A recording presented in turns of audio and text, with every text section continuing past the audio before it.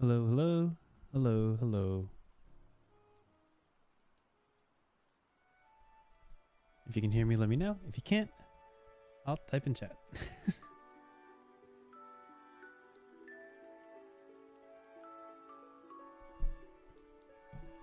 As always, if you're tuning into this stream right now, feel free to skip to the 00 mark when we actually begin reading. This is just a moment for all of us to settle in, get ready for a good long stream. Oh, I didn't bring my water. Oh, there it is. It's over there.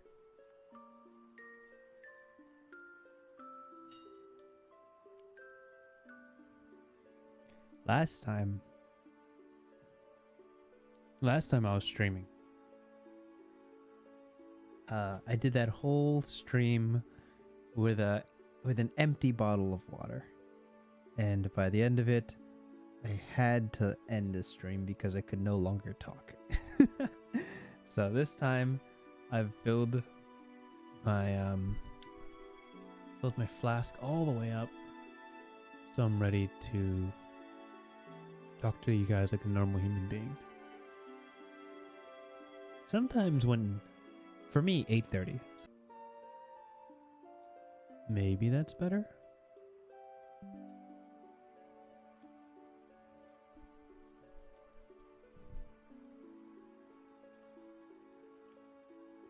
Stream might be stuttering.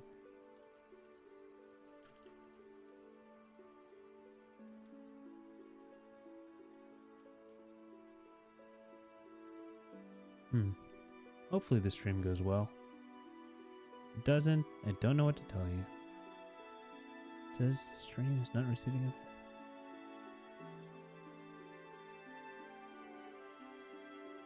Yeah, if you guys are getting delayed, do tell me. I want to be able to. I'm very soft. Oh, thank you. Thank you so much, Jason. People keep having to check me on that. I mean, it looks like, YouTube's telling me. Yeah, I've made it live. Yeah, YouTube's telling me that the stream is stuttering. So I'm trying to see if I can fix it, but I don't know. Yeah, we'll see. We'll see where we're at. I'll keep an eye on it. Hopefully things keep up, but it looks like everything's going through. Yeah. Okay, so let's say I need someone to let me know if I'm too soft when we start these streams, because every time my default settings are somewhere at 60% because that's where I record, but for streaming it's got to be 100 so you guys can hear me proper. But let's start going through chat and seeing who's here. Mango Cheesecake, welcome back. Wiseman, welcome back. Mr. A3523, I don't know if I've seen you before, but welcome. Skimmer, were you one of the people who recommended this game? Because that's the only reason I knew it. Somebody recommended it. Vinny Dirk, welcome. Jason, always nice to see you. That guy on YouTube, hello. Wing Chin, welcome back. It is good to see you guys. Great. Oh, wait, Wing Chin, I kind of like it soft. Well, I mean, you could always turn down your volume, but not everybody can turn it up. All right. With that said, I see there's a lot of fans of CJ here. That is fantastic. Thank you guys for tuning in. Let's get this going. Inquisitor Thomas, hey. All right. That didn't work. Okay, give me a sec. Hold up. I can check this up. I got it. Trust me. There it is. All right. Hello, everyone, and welcome to a live reading of Cloudbreaker Alliance. As I understand it, this game dropped not too long ago. Let me actually check the listing here. 5 days ago. This dropped 5 days ago. I understand that this was a Kickstarter or backer kit that happened sometime last year. It's been funded. This game is not as well known as its developer, which we will highlight soon. But as you can already tell, the art for this game is fantastic. There's a lot going on here. It's very bright, very vibrant, and I know there's a lot of people who are going to be fans of this game from the jump because it comes from a very well-established author, which is C.J. Leung. If you don't recognize this name, which I didn't at first, but then I remembered he is the person who runs Don't Stop Thinking the channel. Now, Don't Stop Thinking the channel, I watched, oh my gosh, 6 years ago, maybe? It's been a long time. I'm going to try to find the videos I used to watch. Golly, where is it? Here, these guys right here. The videos that would teach you about the subclasses, dungeon mastering. Yes, exactly 6 years ago is when these videos were the videos that taught me how to play D&D. These right here. So I owe quite a bit to CJ for getting me into this hobby, for really acclimating me to the more complicated classes, specifically how wizards play and spell slots and all that stuff.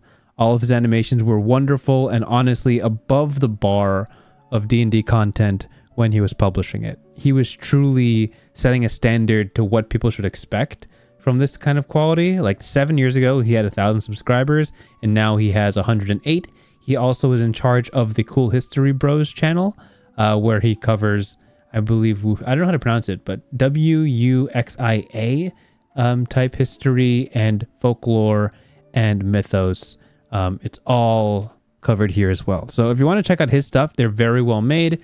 I don't want to click on anything because I might get copyrighted, but it's very good content. And he is, after a career on YouTube of making D&D content, he's released his own game, which is called Cloudbreaker Alliance. And that's what we're going to be looking into today. Now, I'm going to see if this will pull up the PDF. Yeah, there it is. So we got the whole PDF. This game is 358 pages. Needless to say, we are not covering that much in the hour that we're going to be reading this game, but we're simply going to be going over the major motifs of the mechanics that might interest us, how it compares to games that we're already familiar with, and what it does specially. So I thank you guys for tuning in. First, we're going to read the landing page just to get a grasp of what this game is all about. So let's do that. Let's see. Here we go. All right. Cloudbreaker Alliance is a counter-apocalyptic. I don't know what this means. What in the heck does counter-apocalyptic mean? Tabletop role-playing game about reconnecting with long-lost civilizations and uniting against the monsters that destroyed the world 2 millennia ago. Hello, Quartzite. Nice to see you. A complete all-in-one rule set contains an extensive set of player options, monsters, guidance for game masters, and sample mission. Highly accessible. You only need 2d6 to play, 2 6-sided dice. Look at that. You can use tokens to enhance the experience, but they are not necessary. Over 15 unique life forms. Choose to play as reimagined classical creatures, such as the ferrokinetic dwarves or armgeists, sentient weapons who exist to fulfill the covenant with their hosts. Up to 256 levels of growth.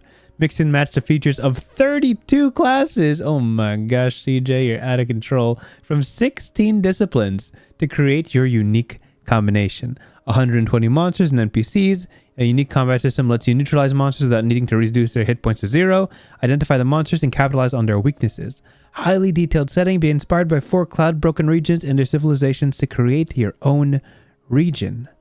Combat and escape. Besides a robust combat system, CBA also has a chase escape system that lets players experience the thrill of running away from explosions like action heroes. Easy to learn, plenty of depth. Say secret styles is very easy to learn, and a detailed step-by-step guide on how to play is also provided.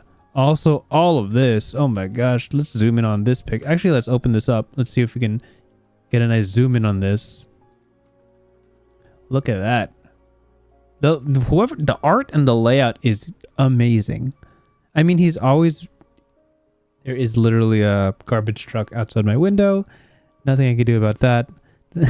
Just me right here in the background. But look at that. There's art. Look at this. Turn speed, movement, max movement, defense, physical fortitude, mental fortitude, weapon mastery, armor mastery, maneuver mastery, rank 1, rank 2, rank 5. This seems like a easy to pick up, hard to master type game, and I'm always a fan of those. Cool. Yeah, look at that. The layout is really, really nice to look at. Very, very simple. I kind of like this side more than this side, but surely this will all make sense in a little bit. Anyway, there is also this, which I'm assuming is a monster. What the heck is that? Wow. Look at those. Incredible. Star Lizard. Gray gold plus grade Eldritch. Roll, front, hit and run, multi, extra large, danger rating 9,525. All right. I know you said easy to learn, but I'm starting to see some big old numbers. Target, shriveled god. Targets, heads. Okay. Okay. Neutralize. Oh, look at that. There's like neutralize mechanics where if you aim for these rather than like just the body, you can kill it faster. Cool, cool, cool, cool, cool.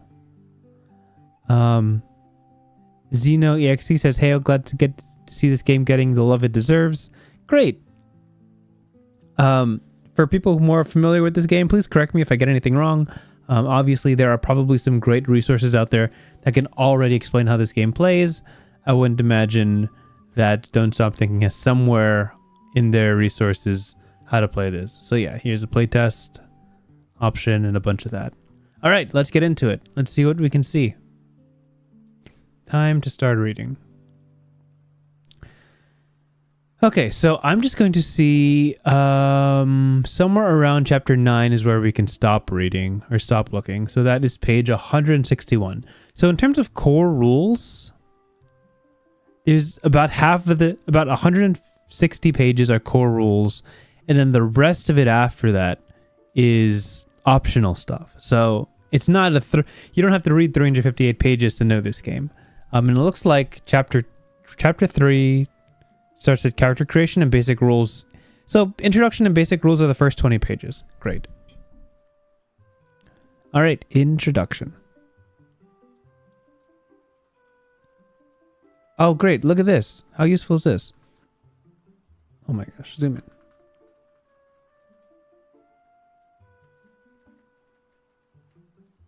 Where am I going? Where am I going? Okay, let's read this first. Influences. There, that's how we do it. I think this is the team, in case anyone's curious. Great stuff. I feel like Daniel Kwan is a familiar name. Who's Daniel Kwan? Why does that name sound so familiar? Let me see if I can look it up.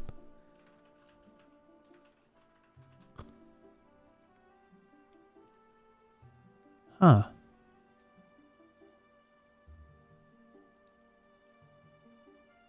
Yeah, okay, I thought so. So Daniel Kwan is someone who has consulted for both Candlekeep Mysteries for D&D as well as Avatar Legends. So that's where I feel like I've been hearing his name from. Great, wonderful. Okay. Oh, and also look, he helped with a module for Pathfinder as well. Okay. Influences: Pathfinder, D&D, D&D 5e, Sword World 2.5, Call of Cthulhu 7th edition, Doctor Who role-playing game, Ryutama, which is the first game of this 99 More series, Double Cross, I'm not familiar with, Fate, I know the Fate system, and Made the role-playing game. Interesting. There's a couple here that I haven't heard of. I might look into it afterwards. Video games: Final Fantasy, Soul Blazer, Genshin Impact, WoW, Ace Attorney, and from other media: Discworld, Star Trek, JoJo's, Dragon Ball, Sun Tzu's Art of War, Kung Fu Hustle. I love Kung Fu Hustle. Journey to the West, 1001 Nights. Great. Okay. So what is cool about this? This is what I was trying to zoom in on before. So here, you only is a. Oh my gosh, you guys aren't even looking at it. There you go. You got here it says you only need to read the sections relevant to your role and a few additional sections to start playing the sample mission on chapter 15. See the how to start section of chapter 1 for more details. So PL means players only need to read these sections and their character traits, quirks, and features. Game masters only need to read these sections. They may also read the player section. That is great. I like that. So look at this. So you can see what is mandatory for both people to read. This is good for character creation. So for the players, there's something here, player, and then these are like character options. So these are optionally read depending on what you want to choose. Then adventuring is for both player and GM. Then you go down here. It seems like only the first couple pages for each one is important. Yeah, see, so he highlights it. Yeah, I see like this is important, But also, when you start doing this for like a whole chapter, I feel like that kind of is a little overwhelming.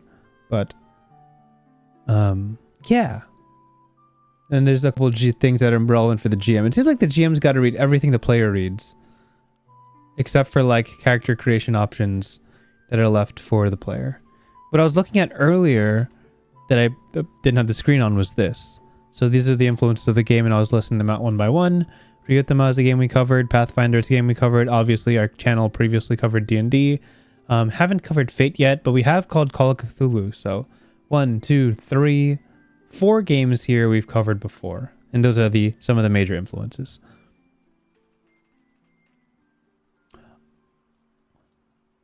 Okay, this is what we read. Oh, okay, actually, we should do this. Here is the premise of Cloudbreaker Alliance. The lore and setting of Cloudbreaker Alliance are created in conjunction with the game's rules to provide ludonarrative consistency. I don't know what that word means. Ludonarrative. This is me going on a tangent. I want to know. I want to know what ludonarrative is. A compound portmanteau of ludology and narrative refers to the intersection in a video game of ludic elements, which is gameplay, and narrative elements. What an interesting word. Look at that. Ludonarrative okay, now we're just going too deep. Wow.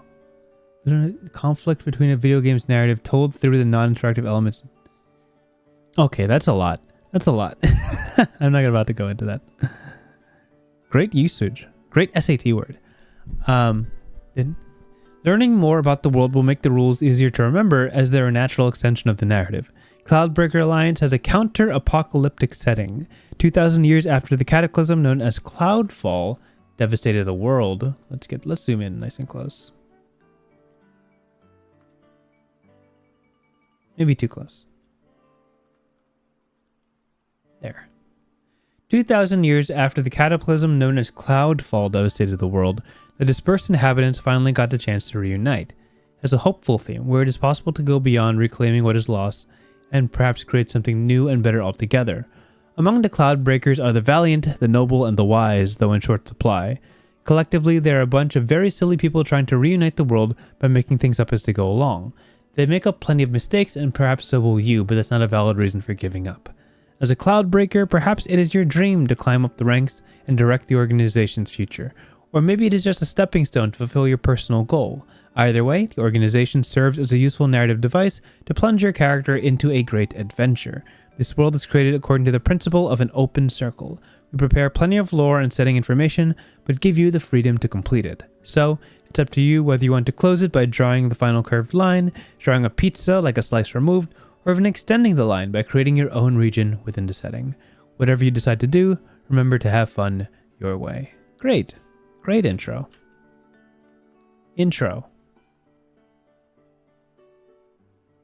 This is the basic definition of TTRPG. It's recommended that there's 1 game master and 3 to 6 players.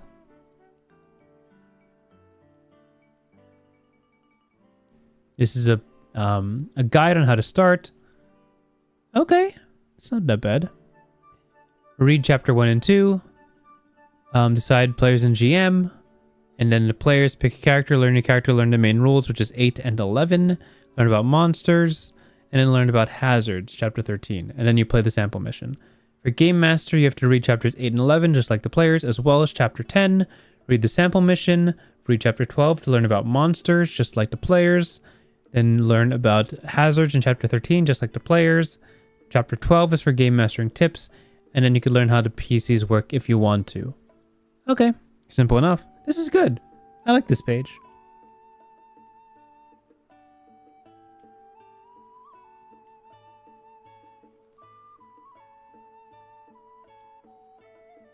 Just an example.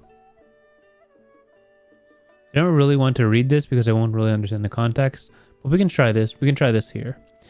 Shin rolls 2 6-sided dice, which total to 3, and adds Shirvan's detect skill bonus, which is 4. Total result is 7. So it seems like a 2d6 plus mod equals 7. Having an edge allows Shin to repeat the process and pick the best result between the 2 roll attempts. The total result for a second roll is 10. So he'll pick his second result, 10. So edge seems like advantage as far as we know. So roll twice, pick highest result. And that's success.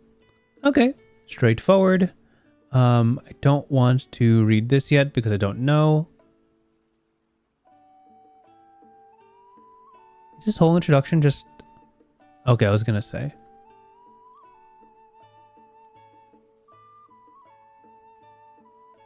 Okay, I think I'd rather... Thank you, Jason. I appreciate that. Jason with $5 says, before I forget, did you know Masonade a TTRPG adventure? It's system agnostic. You should check out Lost of Universe sometime. I do know that they released that module that was system agnostic, which is fair. I did see that on their Twitter when they released it. It is very D&D coded in that they use a 20-sided die for rolling. They use D20 terminology. The characters are elven and orcs, I believe. Or is it halflings? I can't quite remember.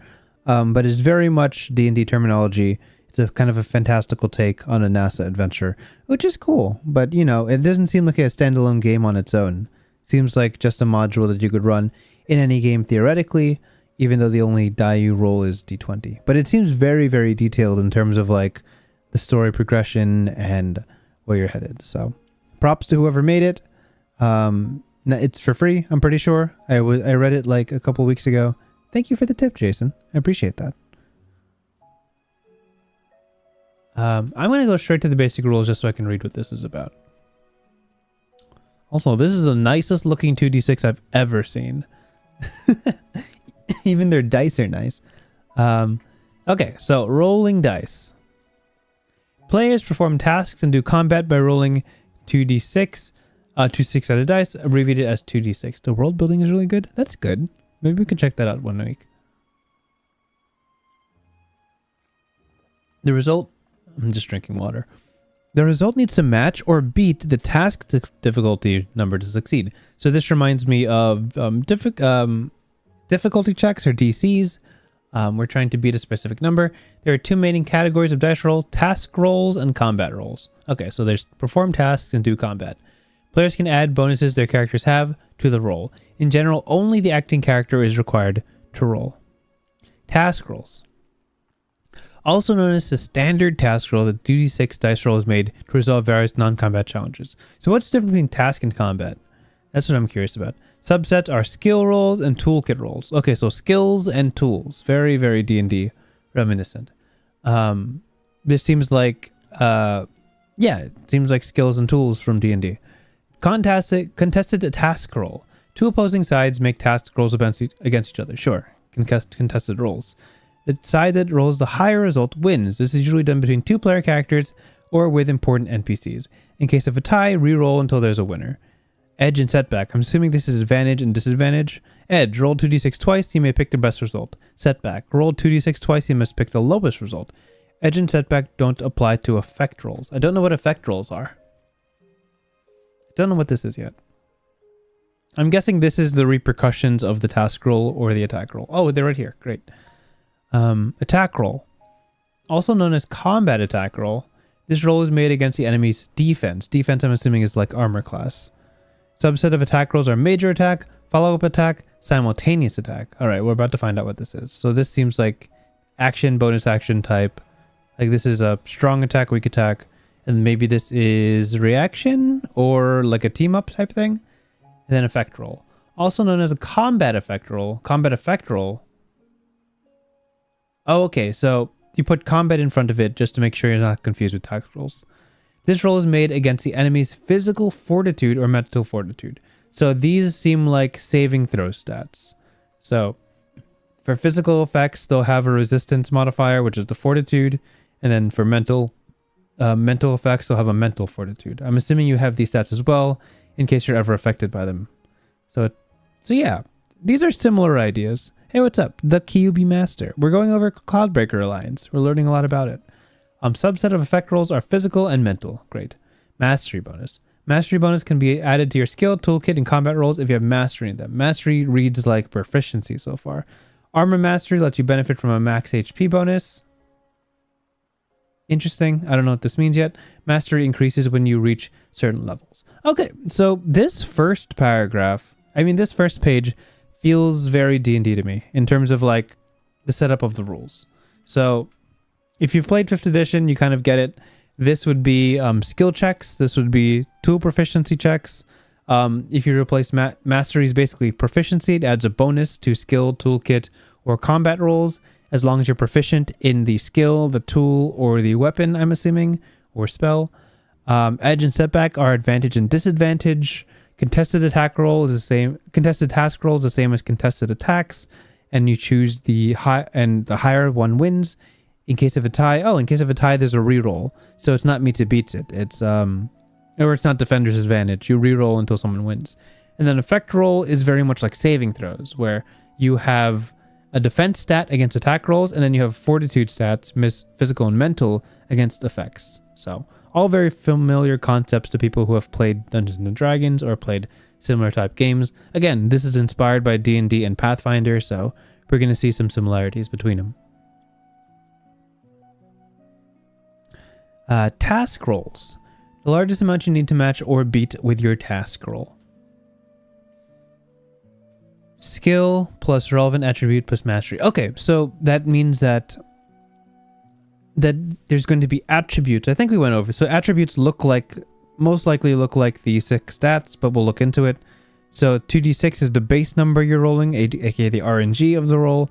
Then you attach your attribute that's most relevant, maybe something familiar to strength or dex, something in that ballpark, plus your mastery. So this would be proficiency. So seems very familiar. Toolkit is the same thing. Instead of using an attribute, you would use the quality of your toolkit. Oh, that's interesting. So each toolkit has a specific range of quality. Great. Critical success. When you roll 2 6s, you automatically succeed. Fumbles, when you roll 2 1s, you automatically fail. Makes sense. Contested roll. Right.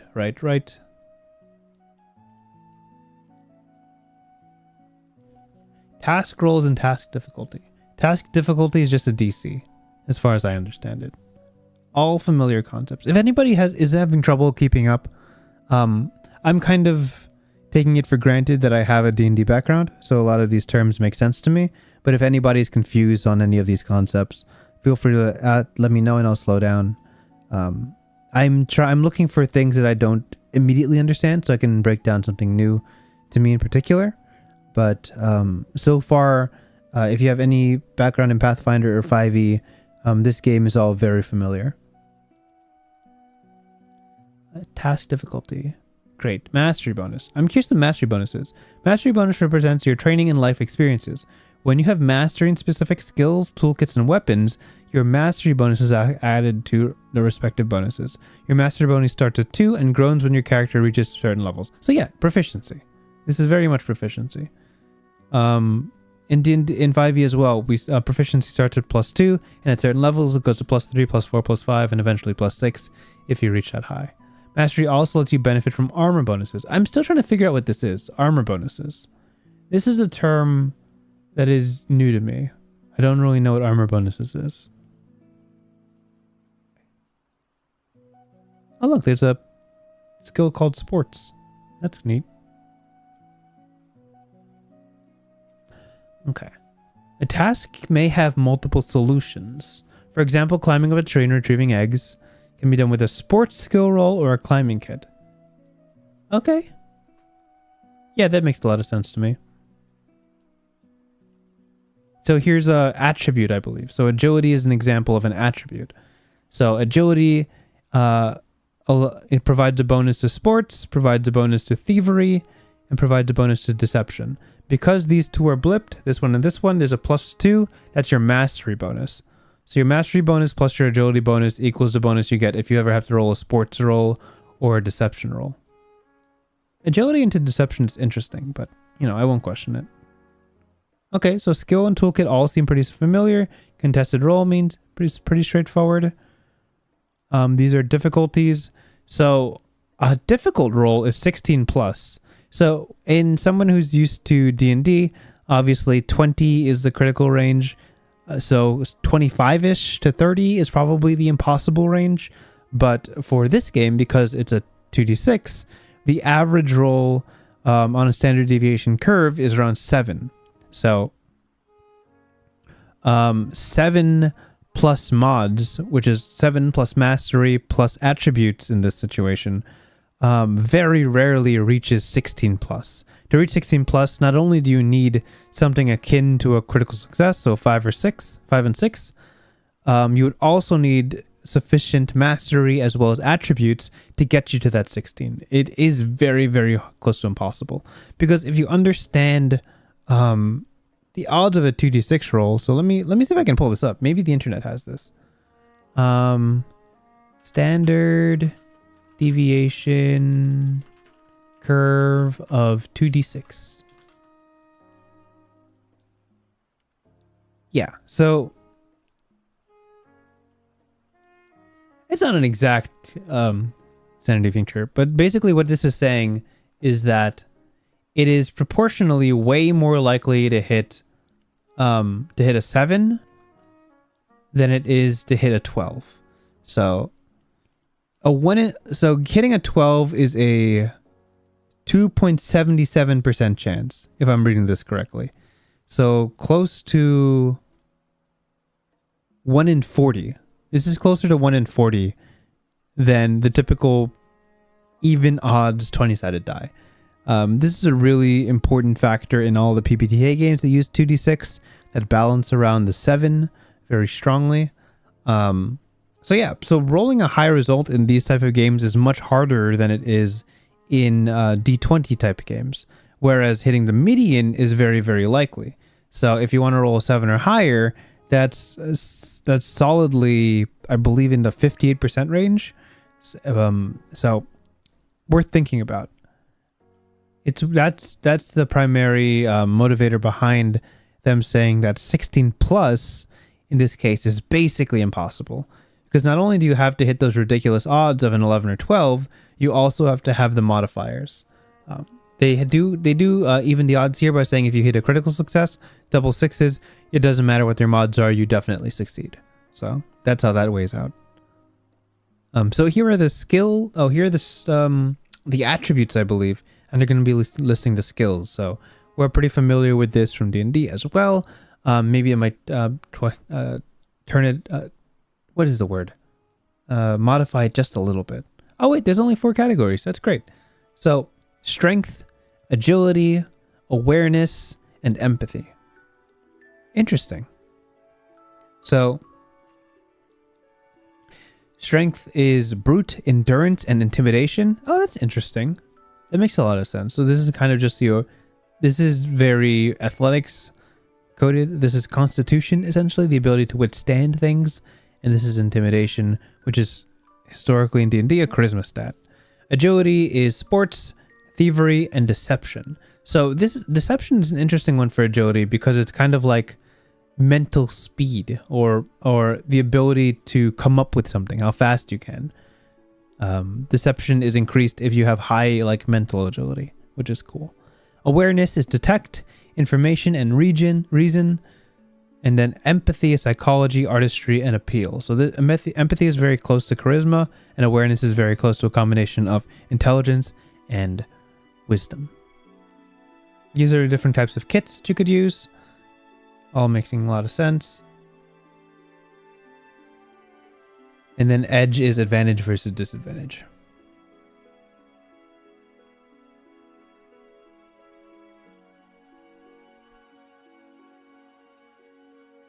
Combat rolls. All of this seems pretty straightforward, right?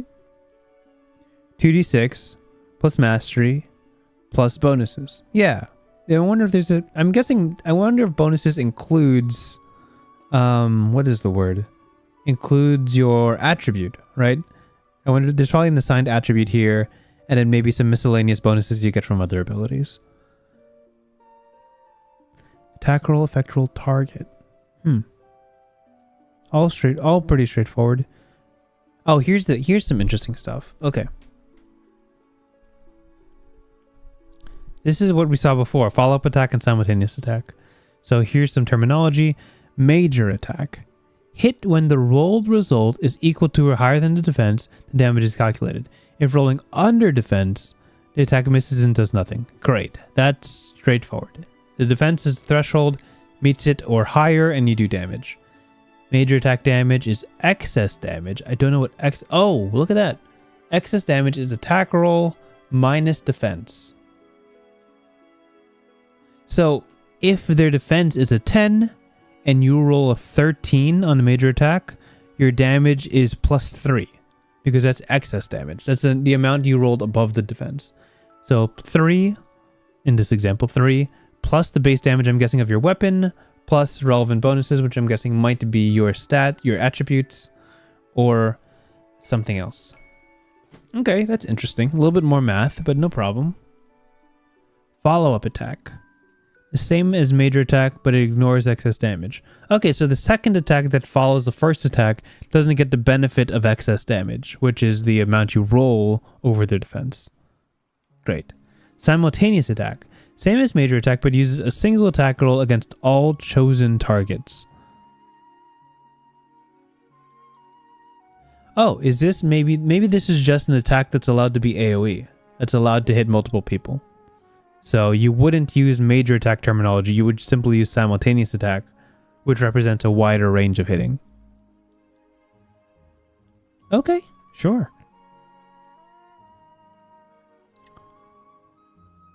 Githyanki1, hello Wintry, good evening from Australia. Good evening! Well, for you it's like... Shoot, I don't know. How far away are you, fam? Let me see. Australia? NYC to... Australia time difference 15 hours ahead. All right, it's noon time for you. It's time for lunch. Thank you for tuning in on your lunch break, if this is your lunch break. That's so great.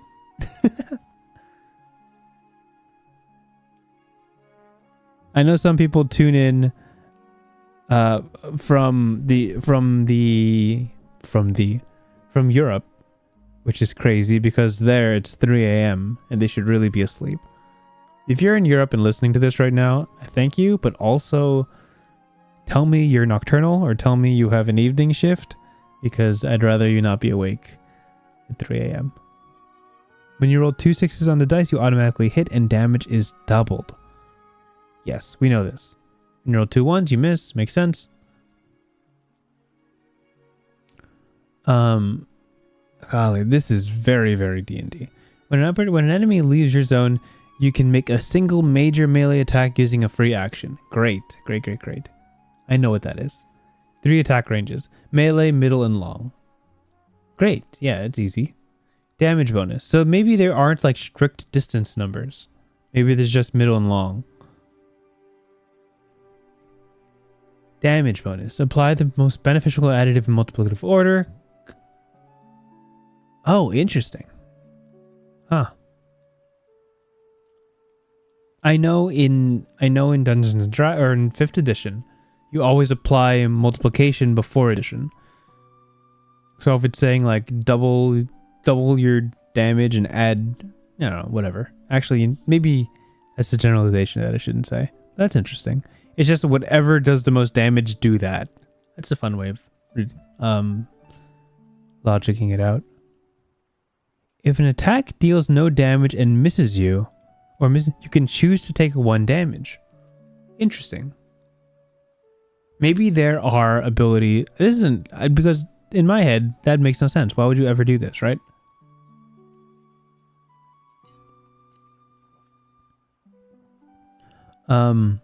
I guess maybe there are abilities that trigger based on taking damage, and if they miss, then you can't do them.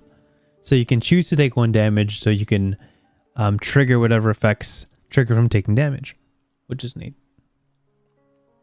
3 components of damage, stats types method. Okay. Your HP, MP, or resolve may be damaged. Sure.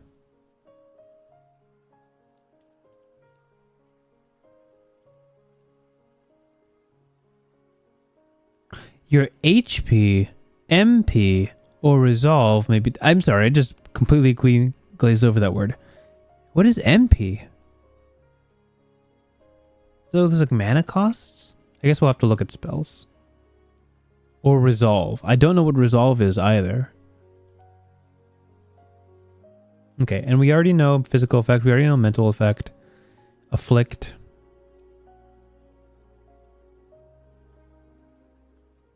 So afflict is the official term for when you get hit with a negative effect when you fail an effect roll. Sure.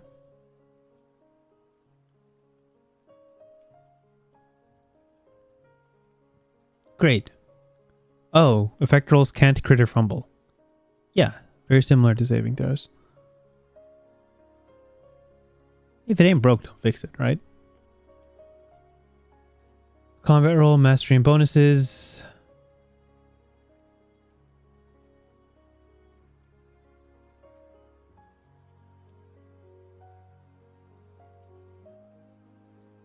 Okay, I'm seeing in here, weapon mastery is subdivided into light, medium, heavy, and the rare extra heavy. Extra heavy.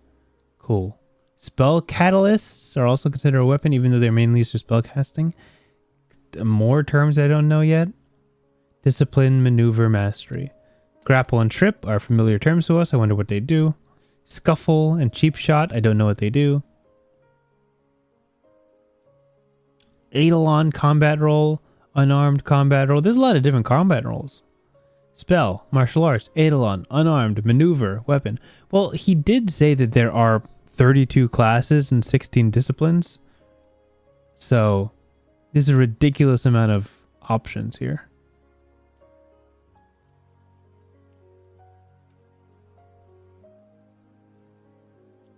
Okay, so all of this is pretty straightforward, right? We know this. I like how there's demonstrations for all of them. That's actually really cool. This is very, did anyone, when they were growing up, play Adventure Quest? Or Battle On? Am I dating myself by saying this? Maybe. But Adventure Quest and Battle On very much look like this. There's a big monster on the right. There's you on the left, kitted with all your gear. You see the damage pop up when you hit him. Oh my god. Okay, well, nobody's confirming this. Maybe there's nobody here who's done it, but I'm going to look up exactly what I mean here. Because this is my stream and I can do what I want. Adventure Quest. I'm not crazy, I promise. Yes, here, this. Adventure Quest. Look at that. I spent hours. I spent hours on this. Oh my gosh. I knew how to get all the coolest gear. I knew how to run all the missions. Obviously, eventually it got like too complex for me. Like there's too much going on. But I looked sick. And I had all my friends. I always knew how to get all like 3 or 4 minions around me. So when I see this picture, tell me that doesn't look exactly like this. Bang. Shot for shot. Come on. Oh, good memories. Okay. These are all what we went over. Oh, this is literally just like more detailed versions of what we just talked about. So great. We can skip all this. We understand this. We understand this too. We understand this too. We literally just went over this. Missing and choosing to take damage. It activates your relevant features. Melee has a range of 0. Mid has a range of 0 to 3. Long range has a range of 0 to 5.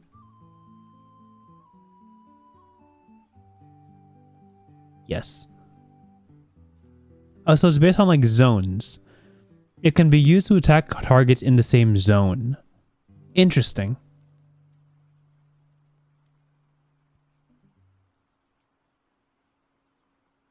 Tree beetle. Grinding for new classes with friends only to find the class is members only. Yes! Oh my gosh. There was the one that was like underwater, and I swear I punched through like 20 monsters in a row. And when I got there, they're like, actually, you have to pay real money to have this class. But here's like a sword or something. Have fun. Or here's like a teardrop, and go back to square one. there was something. It wasn't all the time though. It wasn't always paywalled. There was some really, really cool stuff. I remember when it was Battle-On. I think Battle-On was before Adventure Quest, because I played Battle-On and I played Adventure Quest, and I was basically single. I was a single digit age kid when I was playing this, but I was so good at it. There were these server waits where there would be 900 people in front of you, and you would wait like an hour on dial-up to get into the server, because there was only like for us. I don't know about all of you, but I had America Online for my dial-up internet. And I would wait an hour to get in and slowly but surely get into the queue. And then I'd play for hours, because if you close the browser, I don't even think there were browser tabs. If you close the browser, you're kicked out of the server, and you got to rejoin the queue. Look, it was $15 for a lifetime membership. I was in. I didn't have $15. I was like 8. I didn't have that money. That's crazy. How dare you say that I could pay $15? I earned $15 in 3 months when I was that age by washing the dishes, by doing my laundry and washing the dishes and cleaning my room every single week. Then I earned $15 and I spent it on Yu-Gi-Oh cards. So I'm sorry, Adventure Quest, you were at the back of the line. Okay, anyway, this is an important concept, guys. We gotta focus. These are zones. So, I keep zooming in too far. These are zones. So, like, it looks like you can have multiple. Ponyboy has been unlocked. These are zones. So it looks like a bunch of tokens can fit in this zone, and any character in the zones can use melee attacks, which is the range of 0. So if you're in the zone, it's a melee attack 0. Great. And then middle range is 0 to 3. So I'm guessing 1 space, 2 space, 3 space. Maybe 4 over here. So this is 0, right? 1 space away is 1, and then 2, and then 3, you can attack with that. And then long range is 0 to 5, but you can't hit anybody. You can't make opportunity attacks if they're in your zone. Cool. A couple of games try to really abstract distances, and they're not as strict as Pathfinder and D&D. This is a nice way to kind of abstract it, but not make it too crazy. 6 HP sharp. Here's another word I don't know. Sharp weapon damage. The type of damage. Oh, it's just type. Okay, cool. Great. I know. Okay, so what? Oh my gosh, this is crazy. Look at this art. Missions and campaigns. Mission: minor trouble with time limit 1 hour. Mission reward 100 experience points, 200 cred. Mission goal: save the miners. Great. You know what this reminds me of? This would be great for a West Marches server, right? Because I'm seeing like experience points are important, cred is important. Basically, again, if anybody didn't tap in it and watch the last stream I was in, not the last stream, but one of the Daggerheart streams where I talked about West Marches. It's like multiple. It's like a greater group than just one existing in a single server, like 20, 30 people playing the same tabletop RPG. And people would post up missions like this, and you could sign up for them if they're a time slot that favors you, and you could run the mission and you get rewards and all that. So this is cool. This seems very, very clearly made for these large calls where there's a lot of people playing. Obviously, this would work with a party of 3 to 6, but also it would work for a much bigger thing. Kind of like organized play, adventure. Gosh, I don't know what it's called. For D&D when they host things in game shops and stuff. But yeah, this is just a basic story structure: intermission, mission theme, critical situation, wrap up. Great, cool. Guild toolkit. So for this, I guess this is part of the lore, right? They're really leaning into the idea that you're part of a guild of Cloudbreakers that like go places and solve things. So there's very much a hub of information and missions and resource and money, and you go out into the world and you earn that.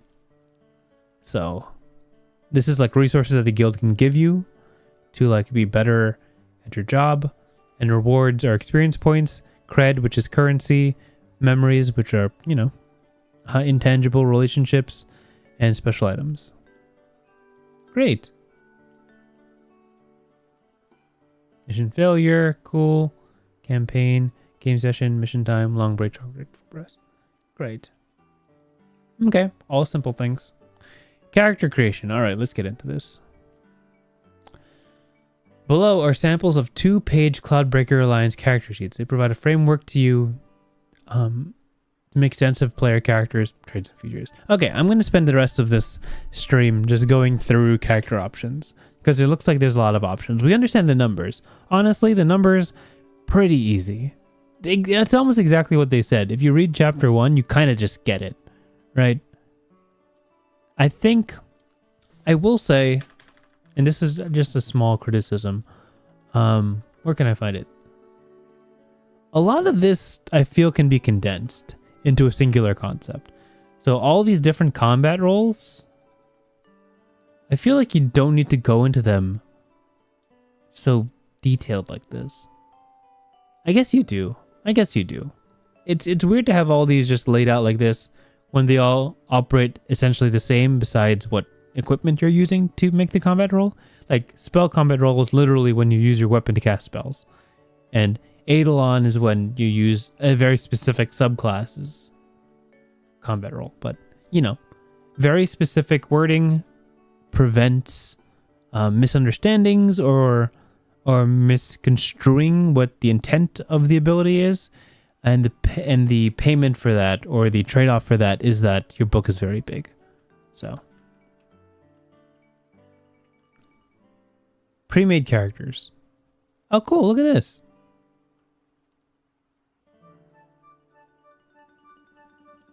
You could just pick these.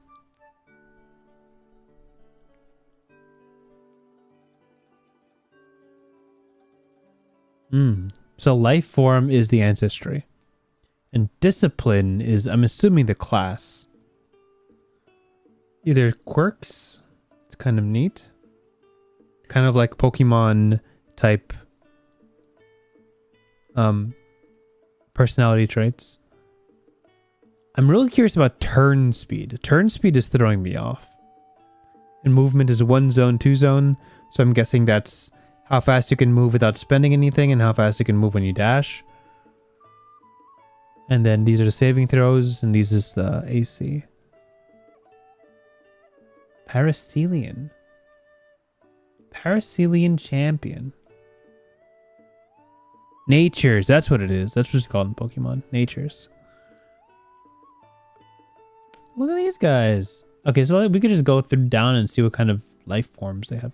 So, an orc soldier, a Paracelian champion, a brute troll, an artificium instrumentum.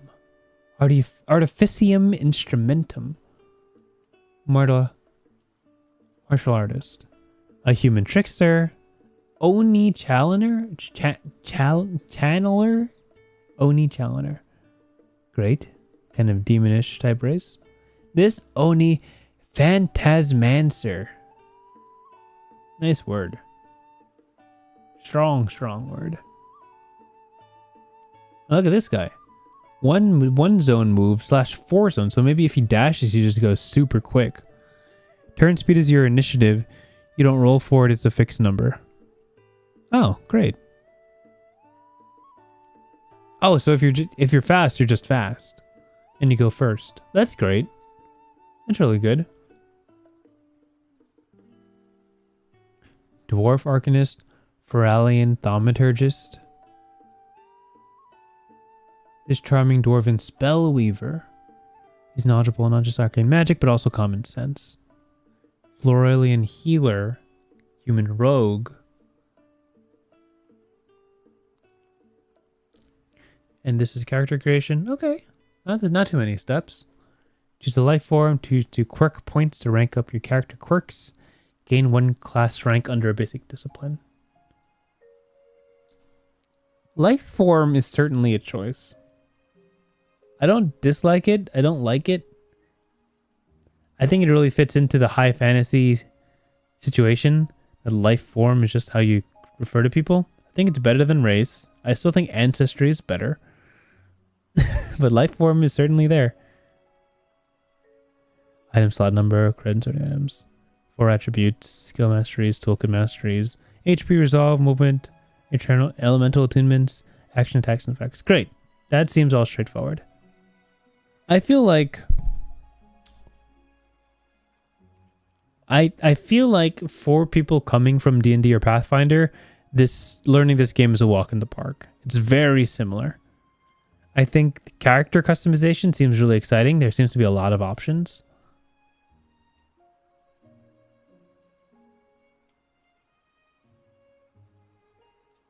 Here, so this is kind of like the race, sub-race type thing. We did mention this when we were talking about Daggerheart, where they tried to avoid the conversation about ancestry, but not really making too many mechanical benefits to being any specific ancestry, right? D&D is very hard leaning into that, where when you pick your race, you get benefits from their physical attributes, like their claws, their tails, their fangs, their beaks, things like that. And dark visions, movement speeds, like there's an optimal choice when it comes to your ancestry, and people feel certain ways about that. This seems pretty much feels like it's in the same ballpark.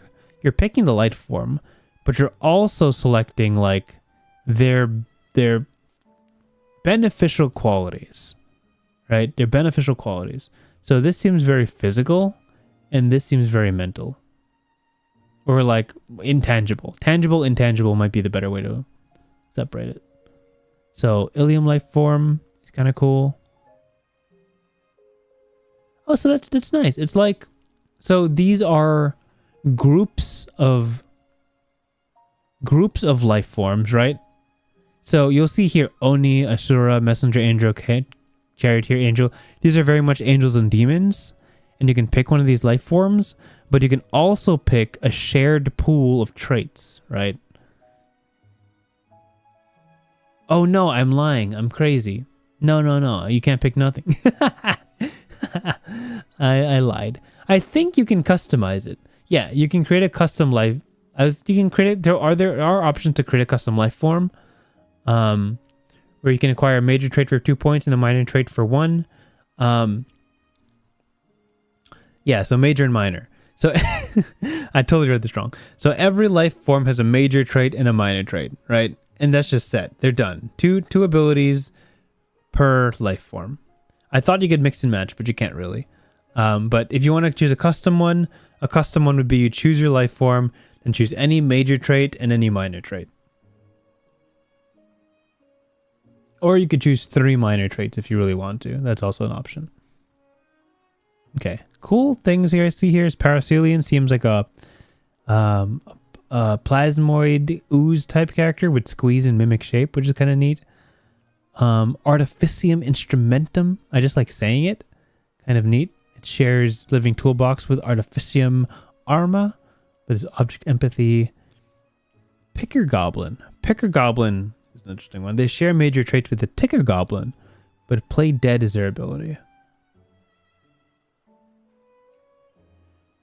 And then these are just other. What's a corporal with corpicals and multiple personalities? Maybe it's maybe that's a changeling type character. Great. And then quirks. I don't think there's any benefit to quirks, right? Oh, look at that. For each point you put in a character quirk, you gain a rank in it and acquire a corresponding sub quirk. For example, if you spend 2 points in Klutz, you get the Fall on Clues rank 1 sub-quirk and the Drop Danger rank 2 sub-quirk. So you pick a quirk that you think is appropriate. So you could pick like Adventurous and Kind. At level 1, you pick the rank 1 of each. So you would get the ability, the sub-quirk ability, Explorer, and sub-quirk ability, Soothing. And as you rank them up, you'd get to more abilities. So as you lean into certain personality traits, get a little stronger. Great. I'm skipping money. I'm skipping attributes. 7 points total for 4 attributes. Makes sense to me.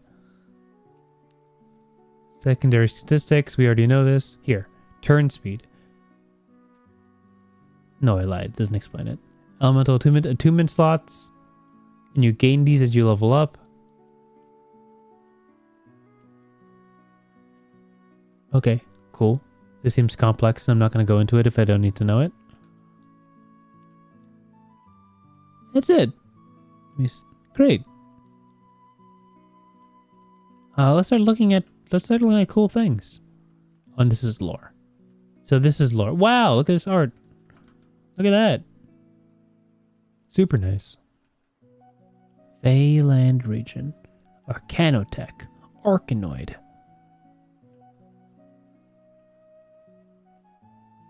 There's so much art in this thing. Wow, look at that. That's intense.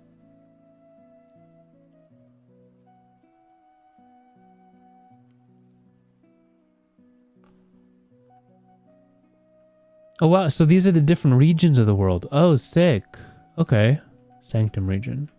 And certain life forms come from these places. I remember there were some sanctum races. This is cool. This is cool. Desert type area. Who comes from here? Uruk.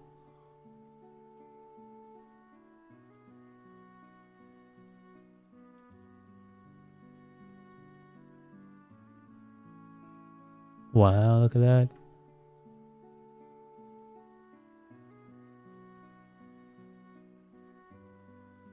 This is the 4 representatives. Kind of sick.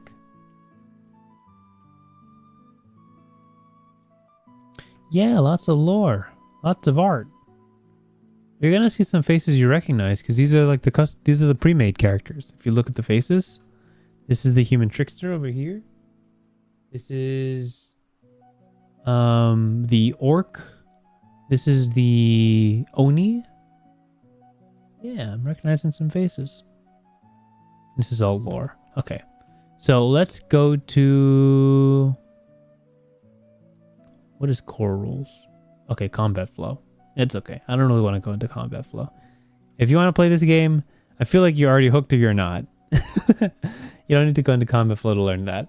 Let's look at life forms, I guess. See what we got here. Oh my gosh, do you see this? What is happening here? There's a whole genetic lineage thing going on here. Wild.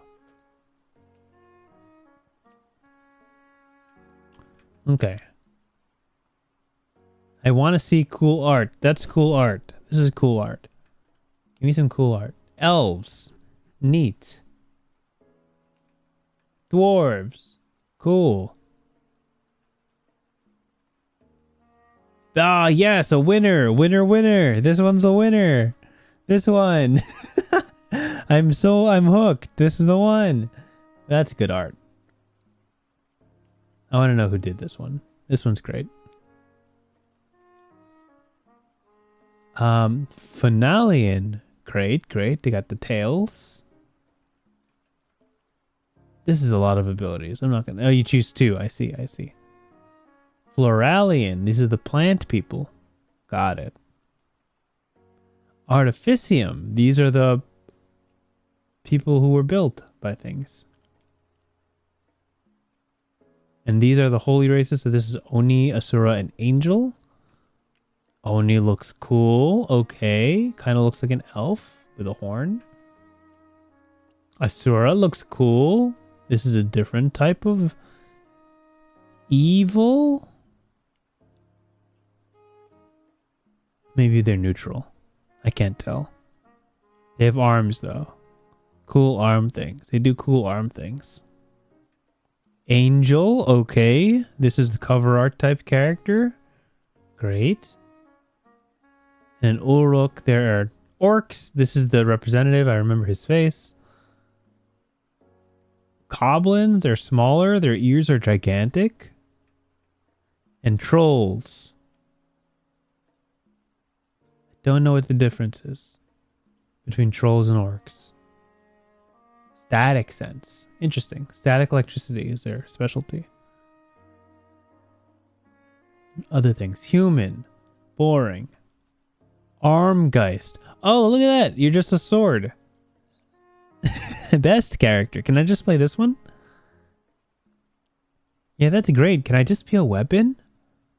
Is there a whole system around this? Oh, there's a face right there. Look at that. Corporal. I see. You're these guys. Just little guys. Just little guys. Corporal. Watermelon-sized sapienoids. Kaleidoscope, welcome. I recognize your name. Dragoncast, alright. Oh, that's all of them. Great. Okay, I don't want to go into quirks. I get it. Quirks are abilities. Quirks are abilities. I get it. There's a lot of cool things happening in quirks.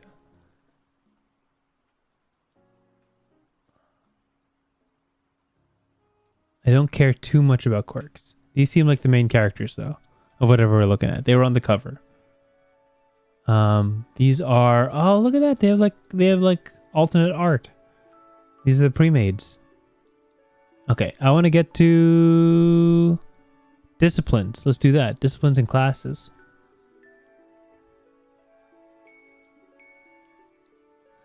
Oh, Kaleidoscope, you can't just say the magic system is my favorite. Now I have to go to the magic system. How could you do this to me? Champion. Class, Templar or Samurai? Oh my gosh, there's so much. I just turned to this page and got overwhelmed by options. Crazy.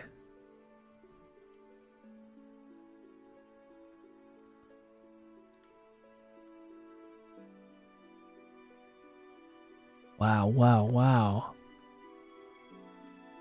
I'm okay.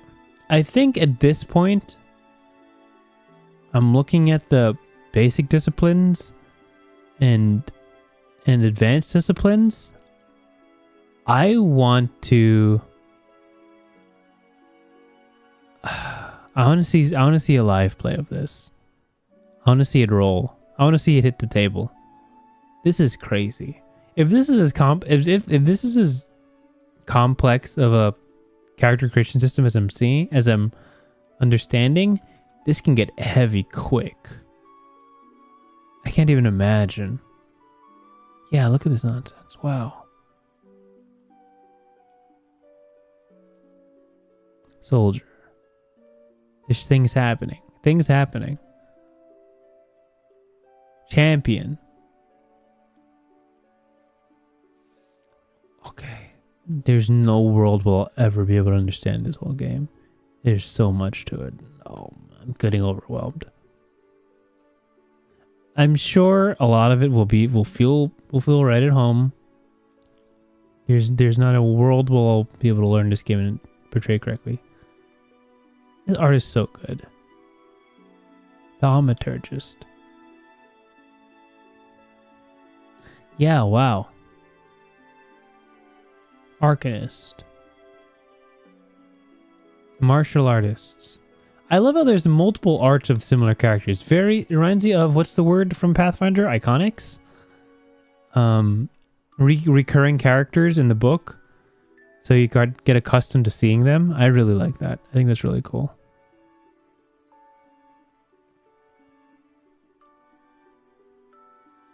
Brute.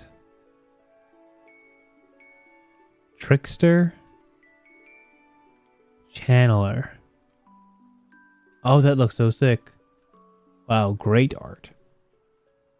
I guess that's the summon class. How long did they work on this game? It looks like there's so much here. I'm just gonna say it. Like, I feel like a couple of these like blocks are a little all over the place, but this one right here, this looks so good. Like this setup of the character and the backdrop and this very, very nicely laid out summary. Very satisfying to look at. This is a little much. There's a lot going on here with the colors. It doesn't let me know what's important, but you know. This guy has a whole motorcycle and a glaive. He's a motorcycle and a glaive. This reminds me of the character, the crocodile riding guy from Gubat Banwa. I wonder if I can find that art in like 5 seconds. Let me see. Gubat Banwa crocodile. Yeah, this guy. This is just a thing. It's like, this is a character option. That's the same energy I get from this guy. Just a guy with a glaive on a motorcycle. That could be you. This could be you. Paragon, okay. Sage? Okay. Martial Arcanist? Oh, we're getting into the advanced disciplines now. Dominion?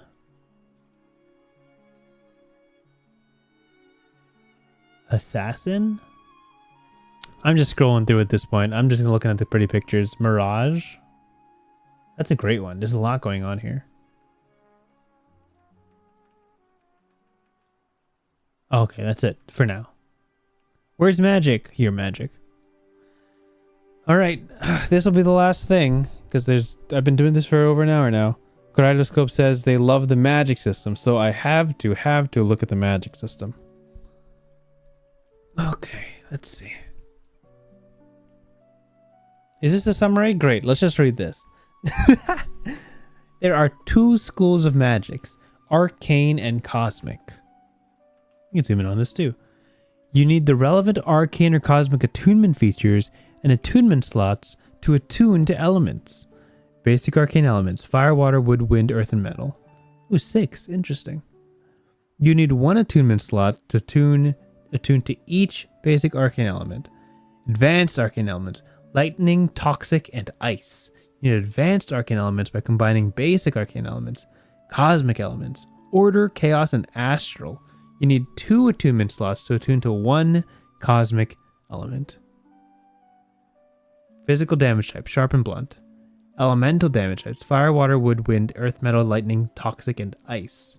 Elemental damage types can be dealt by other methods, not always a spell. Weakness: multiplied by 2. Resistance had been reduced by half. Immunity: no damage. Great. Okay, so these are physical damage types: sharp and blunt. Makes sense. Honestly, this is great. Like, why haven't I not seen this anywhere else? Sharp and blunt, just 2 physical damage types: sharp and blunt. That's it. That's everything. It's everything, right? Can everything and every type of physical damage can be described by sharp and blunt? Tell me when that's not, right? Yeah. Yeah. Maybe like grating.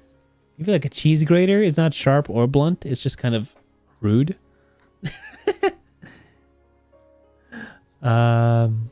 Okay.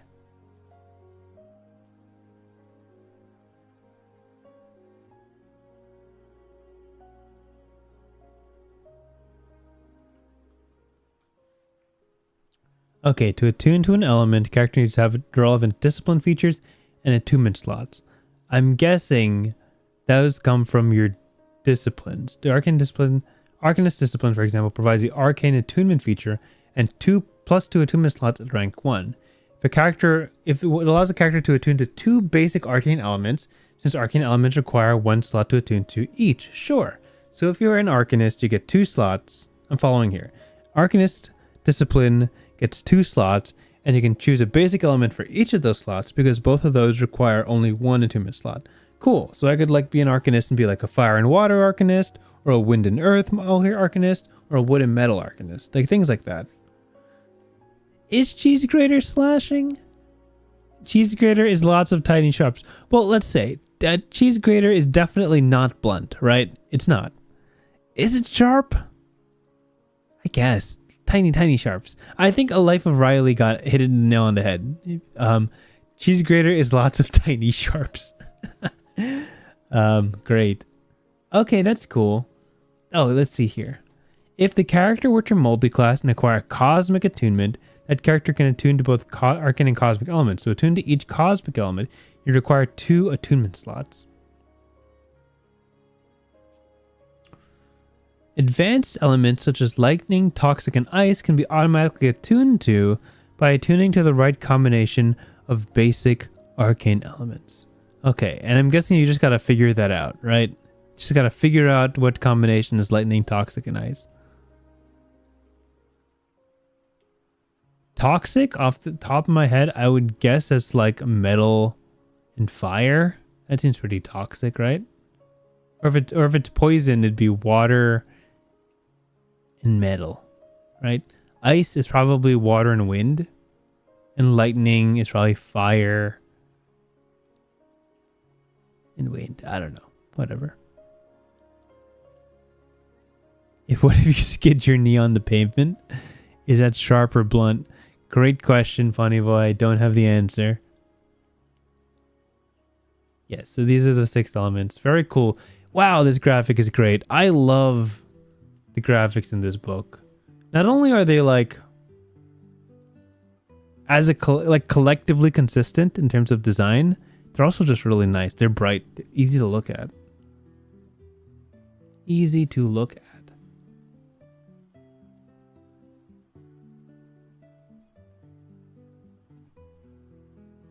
Oh, here, toxic is the elements of the minor cycle of land. Earth, wood, and fire. That's my favorite band, by the way. Earth, wood, and fire. Yeah, that's great. And then ice is the greater arcane cycle, which is all of them. You get ice if you get all of them. Wow, that's crazy. Can you get all of them? I guess. Ice element is centered on zone damage dealing and object creation. Virtually no Arkanoid is immune to ice besides ice Arkanoids. That's great. So ice is technically the strongest. And then lightning is water, wind, and metal. Sure. Yeah. So great. So these 3 are lightning, these 3 are toxic, and all 6 are ice. Honestly, as a big fan of ice, if you couldn't tell, this makes sense to me. This matches up with my bias.